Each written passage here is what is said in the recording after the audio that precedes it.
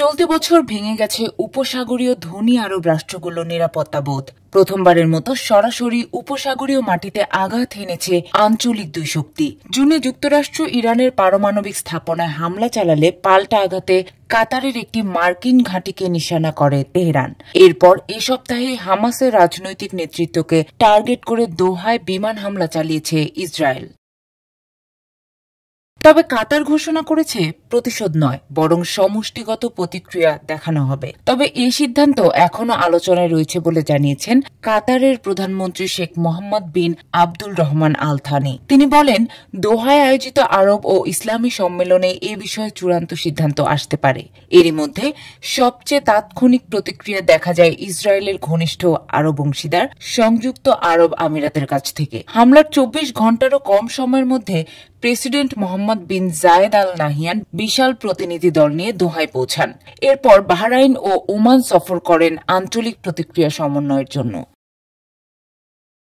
কূটনৈতিক চাপ বাড়ানো এখন অন্যতম সম্ভাব্য পথ। বিশ্লেষকরা বলছেন, সংযুক্ত আরব আমিরাত হয়তো ইসরায়েলের সঙ্গে সম্পর্ক কমিয়ে দিতে পারে কিংবা আব্রাহাম অ্যাকর্ডসে অংশগ্রহণ কমাতে পারে। ওই চুক্তি যুক্তরাষ্ট্রের প্রেসিডেন্ট ডোনাল্ড ট্রাম্পের প্রথম মেয়াদের অন্যতম বড় কূটনৈতিক সাফল্য ছিল। কাতারের প্রতিক্রিয়ায় আইনি পথও অন্তর্ভুক্ত হয়েছে। বৃহস্পতিবার জাতিসংঘ নিরাপত্তা পরিষদে ইসরায়েলে হামলার নিন্দা জানিয়ে সর্বসম্মত প্রস্তাব পাশ করাতে ভূমিকা রাখে দোহা।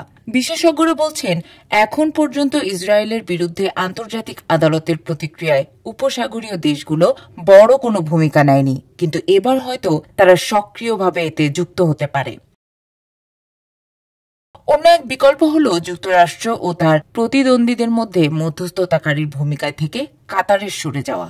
অভ্যন্তরীণ দ্বন্দ্ব থাকলেও উপসাগরীয় দেশগুলো একে অপরের সঙ্গে প্রতিরক্ষা চুক্তিতে বাধা।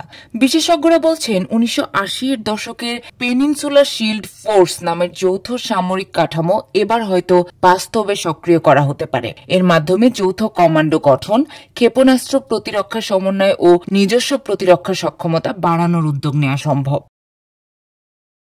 কিন্তু সমস্যা হল, উপসাগরের প্রায় সব দেশই যুক্তরাষ্ট্রের সামরিক সরঞ্জামের ওপর নির্ভরশীল এবং তাদের ভূখণ্ডে মার্কিন ঘাঁটি রয়েছে।